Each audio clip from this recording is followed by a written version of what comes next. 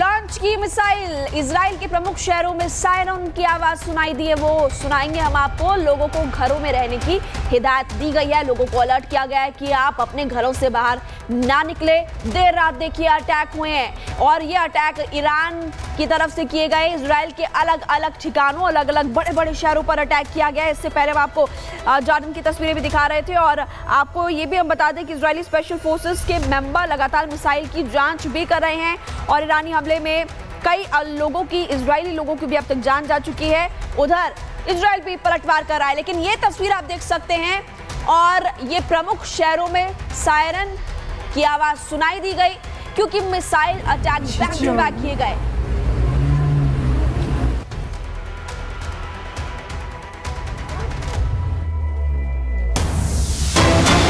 और बड़ी खबर जंग के मैदान से, ईरान और इजराइल के बीच जंग लगातार जारी। इजराइल का ईरान पर एक बड़ा हमला, इजराइल भी लगातार ईरान पर हमले कर रहा है। कारमना शाह पर देखिए अटैक किया गया।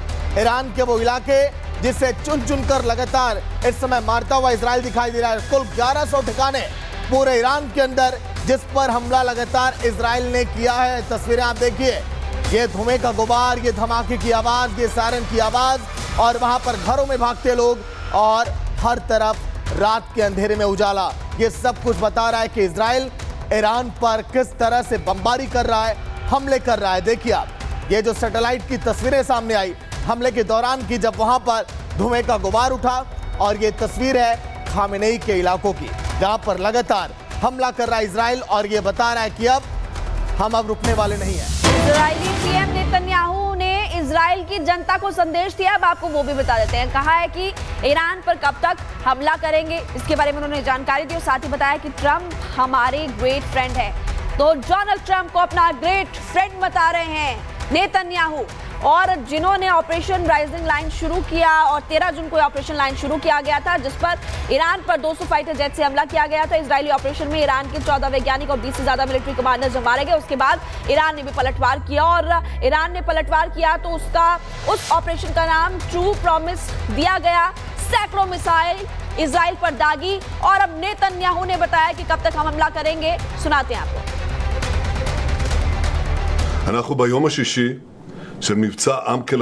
हमने इस अभियान की शुरुआत इजराइल के 2 खतरों को दूर करने के लिए की थी, परमाणु खतरा और बैलिस्टिक मिसाइल खतरा। हम इन खतरों को दूर करने के लिए कदम दर कदम आगे बढ़ रहे हैं। हम बहुत नुकसान उठा रहे हैं, दर्दनाक नुकसान, लेकिन हम देखते हैं कि घरेलू मोर्चा मजबूत है, लोग मजबूत हैं और इजराइल राज्य पहले से कहीं ज्यादा मजबूत है। मैं इजराइल के एक महान मित्र राष्ट्रपति ट्रंप को धन्यवाद देना चाहूंगा। मैं हमारे साथ खड़े होने के लिए उनका धन्यवाद करता हूं।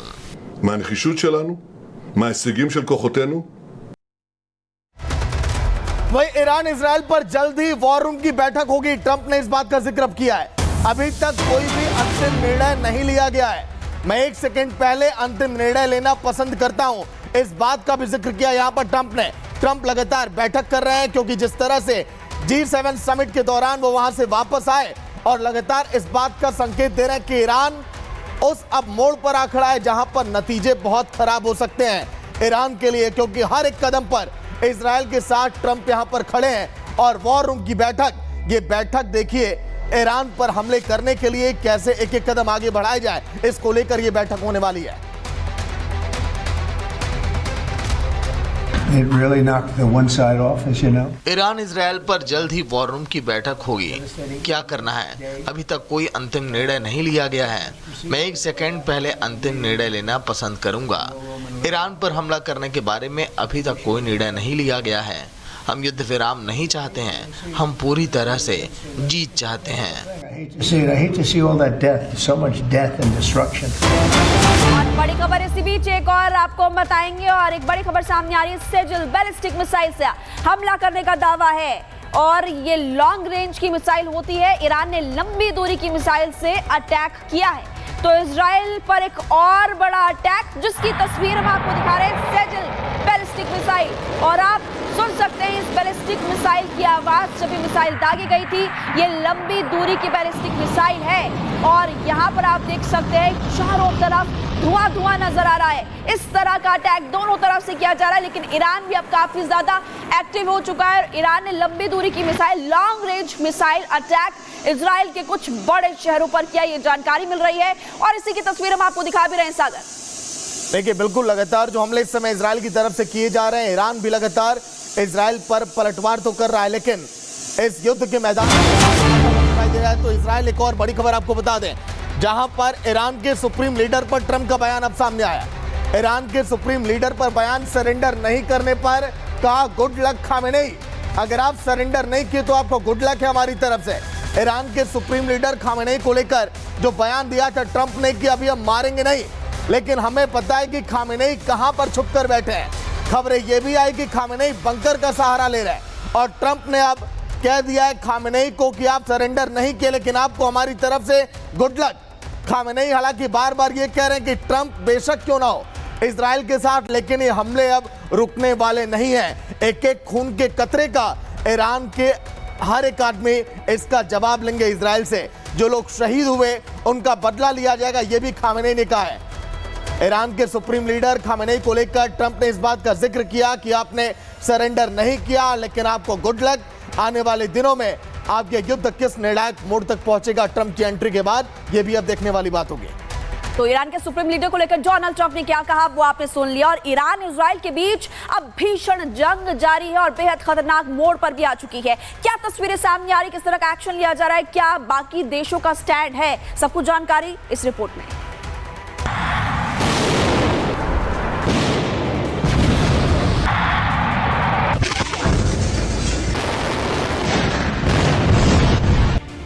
ईरान और इजराइल के बीच चल रही जंग अब बेहद खतरनाक मोड़ पर पहुंच चुकी है।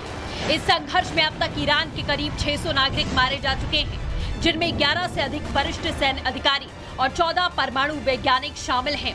इस तबाही से सबसे ज्यादा नुकसान ईरान के सुप्रीम लीडर खामेनेई को हुआ है, जो पूरी तरह से अकेले पड़ते जा रहे हैं।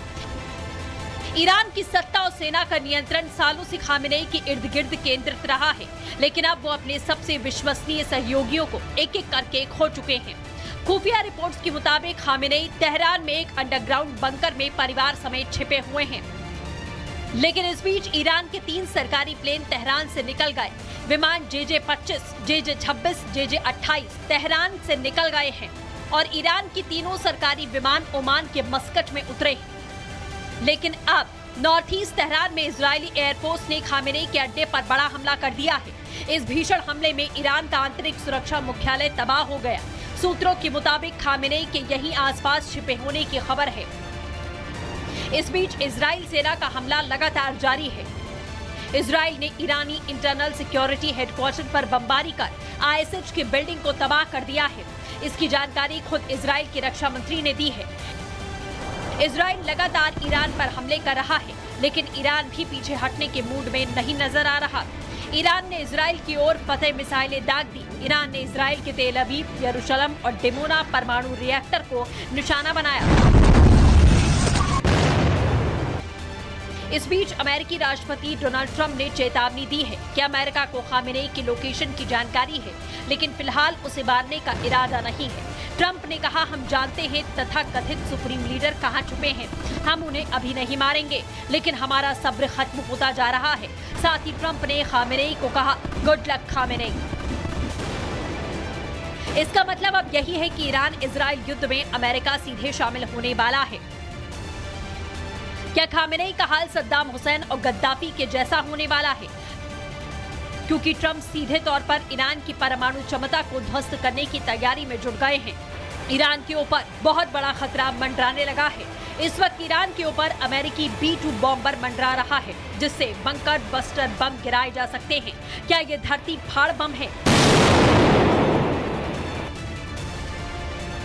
इसकी खासियत है कि 200 फीट से अधिक गहराई में तबाही मचा सकता है, सटीक निशाना लगाने की क्षमता रखता है, 2500 किलो से अधिक क्षमता का विस्फोटक है। इसे सिर्फ अमेरिकी B-2 बॉम्बर से दागा जा सकता है। इसे यूएस का सबसे शक्तिशाली गैर परमाणु बम कहते हैं। अमेरिका इसका इस्तेमाल खामेनेई को मारने के लिए धरती के नीचे ईरान की न्यूक्लियर फैसिलिटी को तबाह करने के लिए कर सकता है, क्योंकि खबर है खामेनेई ऐसे ही किसी बंकर में परिवार के साथ छिपा बैठा है और ईरान ने जमीन के लगभग 260 फुट नीचे बेहद सुरक्षित तरीके से बंकर में न्यूक्लियर फैसिलिटी बना रखी है। अमेरिका और इजराइल लगातार ईरान को धमकी दे रहे हैं, कह रहे हैं खामेनेई उनके पहुंच से बहुत दूर नहीं है। तो खामेनेई ने भी साफ शब्दों में कह दिया है ये जंग यहूदियों के खिलाफ होगी, क्योंकि ईरान ने भी इजराइल में जो तबाही मचाई है उसकी तस्वीरें दुनिया देख रही है। चाहे मोसाद का हेडक्वार्टर हो या इजराइल के रिहायशी इलाके, ईरान ने बता दिया है कि वो पीछे हटने वाला नहीं है। यूएस के आगे सरेंडर नहीं करेगा ईरान। अमेरिका जंग में कूदा तो मिडिल ईस्ट में तबाही मचेगी। हमारी सेना देश की रक्षा के लिए तैयार है। सवाल यह है कि क्या ईरान ट्रंप की चेतावनी को मानेगा? खामेनेई का सरेंडर होगा या फिर खात्मा होगा? दुनिया की कौन से देश ईरान के साथ खड़े हो पाएंगे? इस जंग में भारत की भूमिका क्या होगी? सवाल ये भी है कि क्या आज की रात ईरान और खामेनेई के लिए कयामत की रात होने वाली है? Bureau report, Republic Bharat.